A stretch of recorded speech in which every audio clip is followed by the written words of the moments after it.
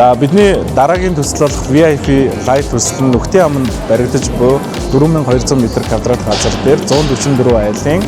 тусдаа 2 бие даасан 2 давхар бүхий үйлчлэгээний талбайтай 2-4 өрөө 54 м2-аас 114 м2-ийн сонголттой бүрэн цотгомол металл фасад бүхий ERV системтэй бие даасан 2 давхар үйлчлэгээний төв бүхий тогтхон байна.